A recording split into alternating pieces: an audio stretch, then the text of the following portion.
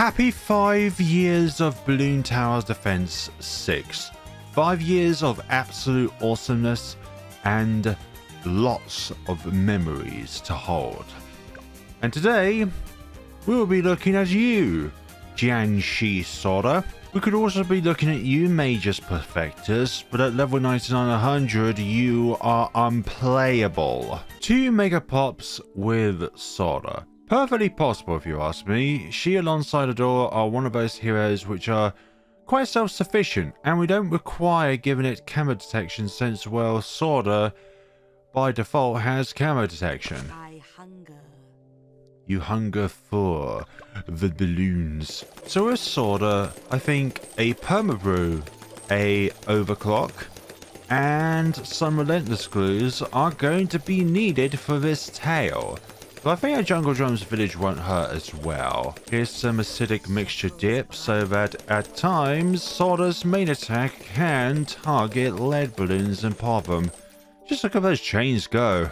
Like, I love the visuals of this Sora. Like, Sora and Adora, all of them have 3 skins, which I really like each and every one of them. Like, there are some towers or some heroes where all 3 of their skins, either like only 1 or 2 of them I really like, whereas the other one or the others I'm not the biggest fan of. But Sora, all 3 skins are brilliant in their own different ways. Swordsman, pirate like default Sora, Viking, bravado, marauder, axe Sora, and then spoopy Chinese horror style Jianshi Sora with chains. Berserker Brew is up, and I think we're going to go for Jungle Drums next. We do not need an MIB, because once we get Permabrew, that will completely remove the need of getting the MIB. But also the leaping chain attack will ensure that we can still pop leads. Also, since Sora's range is by default incredibly short, probably only minutely better than Pat Fussy's range, then any kind of range increase is very beneficial. Go away, Camo Green. Why did I choose Resort for this challenge? Well, it's simply because of this tiny square here being somewhere which for the majority of the time the balloons will be on. So let's sleep. To a grave with your lead balloons, and some of the yellow ones as well. So Jungle Drums. And actually, we're going to get Grow Blocker. Not going to get Radar Scanner or MIB, but Grow Blocker can be quite handy when it comes to preventing regrows from growing at any given point in time. Also, we kind of just cheesed that lead balloon round because of the help of the Alchemist. Going to get Stronger Stimulant next, so then we're going to think about the Overclock Engineer to put down. This is one of the best supporting towers that you can put down in order to ensure 2 Mega Pops for the selected tower in general. Strongest Stimulant is up, which means we will now get the sound effect every time the Alchemist applies the Strongest Stimulant or the better Berserker Brew. The tree down the bottom left can be quite useful because it can block the pathway for balloons, or for towers, so that if you don't want a selected tower to pop balloons, then this tree is very ideal. These umbrellas don't provide enough of a blockage in comparison to the size of their footprint. So let us put that down there so that it affects the Moab twice. And let's continue with our journey. So it's going to be Overclock, and then we're going to be saving up for the Permabrew. Zebras, no problem. Rainbows in the previous round were a little bit of an issue, but nothing that this spoopy Sora cannot manage, actually. It can manage, I mean. But nothing that Sora cannot manage at all. Like, it is perfectly competent on handling these rounds. Notice I say it because it's a zombie. But then again, zombies have feelings. Overclock is acquired. Now we can do this with even more speed. I don't know why I'm slowing with a lot of my commentary today. I've literally been on this computer for about 6 hours today trying to put together some kind of video because of the new Magus Paragon that has been introduced in Update 37. But I can't even get it summoned at level 100 because of a current game-breaking bug that denies it from being able to be at level 100. Unless, of course, your really big Bloons tuber has already got access to the game and therefore they, I don't know, got a better version of the game. Maybe it's just a stroke of luck. One of the very unfortunate minority few that have managed to encounter this bug, but it is great that Ninja Kuri has tracked it really quickly, and hopefully in the near future we'll be able to resolve the issue with Paragons at this point in time, because it's not just the Magus Paragon that has a game-breaking issue with it. It's also any other Paragons as well quite late into the game. Like, I'll try to get a third Paragon, but unfortunately any third Paragon which is level 99 or more degree-wise, it just crashes the game. So regardless of what Paragon you get, like I managed to get 2 Paragons at level 100 just fine, but when I tried like the Magus Perfectus or the Glaive Dominus or any other, oh god, concentrate here, but any other Paragon I try to get, it just crashed the game. So that video is going to have to be halted for the time being until the Paragon issue has been fixed, because I do not believe that it's just the Magus.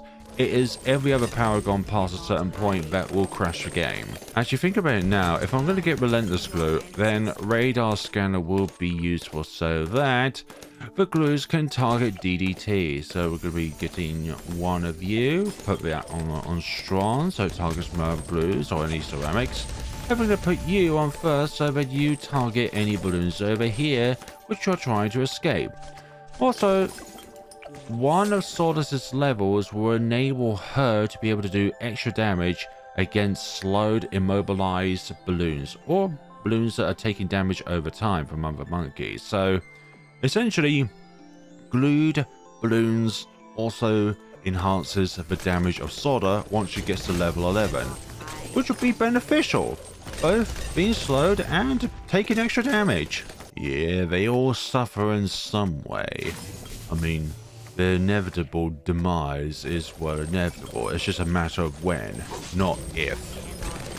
Yeah, put the chains up here so that when it loops back around it will continue taking damage. Good, level 10 will be up and running for this round, which we will need it on, I believe, because of these ceramics being a little bit of a pain.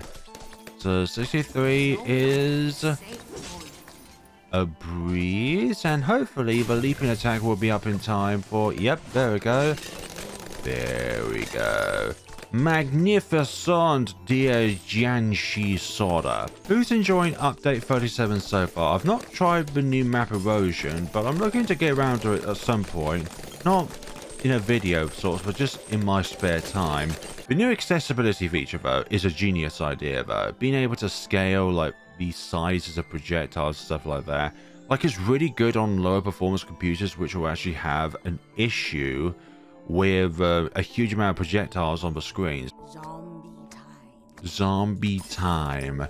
Slash and horror time for these balloons.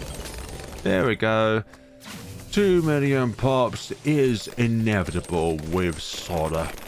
It's just a matter of when, not if. The great thing about Soda's leap charge attack is if you feel that you're in a desperate need to be able to wipe out a lot of balloons on the screen which look like they're about to escape, then Soda will be able to dispatch them for you with ease. But I do think the charge attack actually has a pierce cap, so once that cap is reached, she will stop lunging all the way around the track.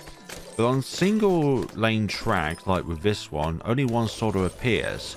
But on multiple lane tracks, where multiple Sodas will appear if you use that ability. So let's say on Bloody Puddles, well, there are in total 6 tracks, because the middle lane, balloons come from both directions, so therefore 6 Sodas will appear when you use the sword charge attack.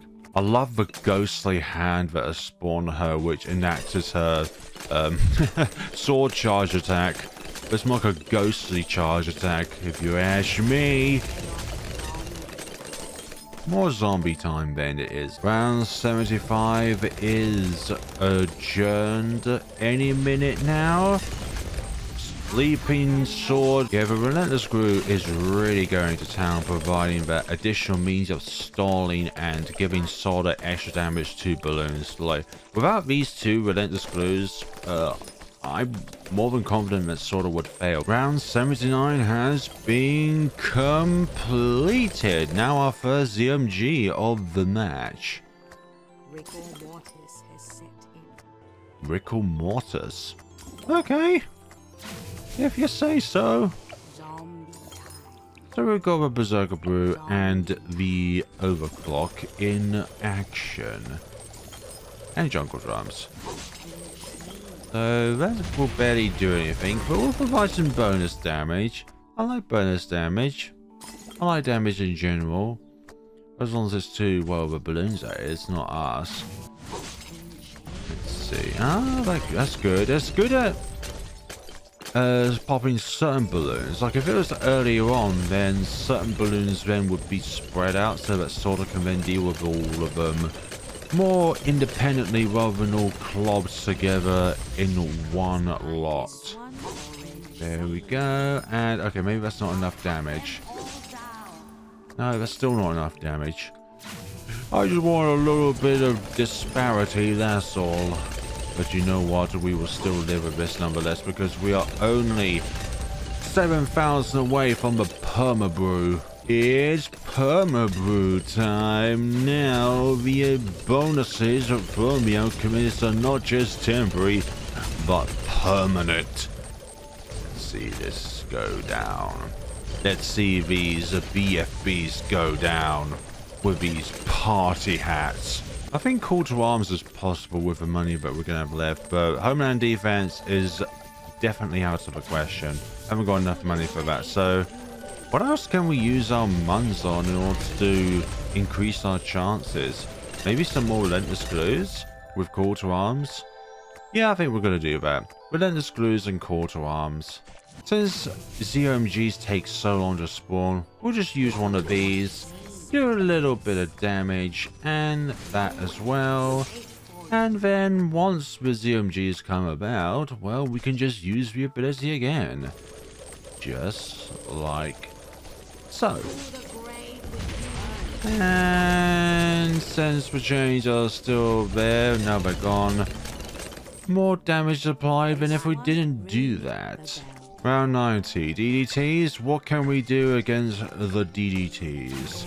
Hopefully we'll get through these with ease, and that is definitely it. Go through them with ease. Round 92 is nearly done, just these UMGs left, and we will be in the clear. Do that again. They're going down. Good. Round 93, more DDTs will spawn from here, but again, no problem. There we go. There we go. That little bit of additional damage. I love the fact that they are chains on the floor. It definitely was not in Ninja Kiwi's intent of releasing an update which will cause certain requirements or certain levels of a Paragon to not be able to function. Also, what kind of crackling is that? Like, it's not shredded, it's more like a ethereal energy crackling around the certain tower type or certain balloon types. Like, it's not this like inflating or deflating effect, it's the other effect. Or maybe that's just Relentless Glues coming to play and I'm just seeing things, but if it was something, maybe I'm just imagining things. Let's see, Call to Arms is brought, and either we should spend on one more Relentless Glue, or we can use the rest of the money to upgrade Sora, because that could make the difference between victory and defeat. So let's see, there goes that. Let's see, Call to Arms, yeah, that's definitely going to town, which is brilliant. The combination of everything so far is ensuring that the DDTs have no chance of escaping us. So that's all good and fun. I think that's just the Relentless Glues effects activating inside the BFB. Like, there's certain like purple sparks that appear from Merle class balloons, but they're only like from Merle class balloons which are covered by two other ones. So maybe that is it, but I don't know, is that something that is unique to Jianshi Sword, and it's just a lighting effect of some kind? Let's see now. Level 16. Probably could be like level 18 before we are ending the game of sorts. So fortified ZMGs, this could be an issue because these are tough old buggers. Let's see. Overclock and Call to Arms. Combination with Permabrew. That's going to go into town a little bit. Probably could have used that a little bit later when the balloons were weaker and faster. The sword charge attack could come into play here, but no, that's not needed actually. The Relentless Glue is coming to town. So, yeah, let's go level 17, and then we'll see what happens when we get to round 100 and how much money we would have from there. So, I think the timing of our attacks here is very important. So, we'll do that in the hopes of removing all of these fortified BFBs. We're going to use the sword charge attack when there are lots of escapees, which were hopefully not going to happen, but these things are certain. Do that chain attack again. Apply the overclock again. Overclock is something that you should not be ashamed of using if you want to get 2 million pops with a balloon or a tower of sorts within a 2 mega pops scenario. Right, round 99, fortified DDTs. Oh, I could have used Call to Arms here actually, but I think we should be fine. Nowhere is safe, lovely. Yeah, that did wonders. And let's see. Okay, we can afford level 18, cool. My wandering continues. Nothing is too big to bury. Nothing is too big to bury. Okay, Jianshi. Have you ever faced off against a whale bad before? Like, whales are gigantic in nature, but these things are usually nice, but not these whales. These are BAD whales. BAD spells bad. Right, Call to Arms. Yeah, you are going down. Let's see, Enchanted Blades do extra damage to regrow fortified and camo balloons. So anything with an additional layer or status to it. What do you want? Zombie time. Keep on going. Let's see. Will we do enough damage? And might we need a... Yeah, I think we're going to do Call to Arms very soon. Like now, actually. So, there we go. And hope... Yes, the DDTs have been taken care of, which was one of the things I was actually quite worried about, is if DDTs were able to escape. So that should be good. Yes, that was quite an easy 2 mega pops. Also as well, the Insta screen has changed as well. We've got these blue hexagons on screen. Quite nice, rather than just a little overshadow. It's provided us with a bit more flair to it. Get it? Flair, because of the channel name. Anyways, okay. Cake! I love 6 cakes. 6 slices of cake. Also, next year, it's going to be, well, 6 years of Bloons Tower Defense 6. I wonder how many more things we'll have in the game, including a submarine paragon, which is announced for update 40 whenever it comes around. So, if there's an update every 2 months or so, then update 40 would be at the end of the year in December. So, hopefully we'll get an 8th paragon in 2023. If not, then at the very beginning of 2024. But let me know what you think of Jianshi Sword down in the comment sections below. I really like all 3 styles of her skin, actually. Like the default skin, the Viking skin, and the Jianshi skin. Like, all of these look great in their own ways. Thank you so much for watching, and take care of yourselves, everyone.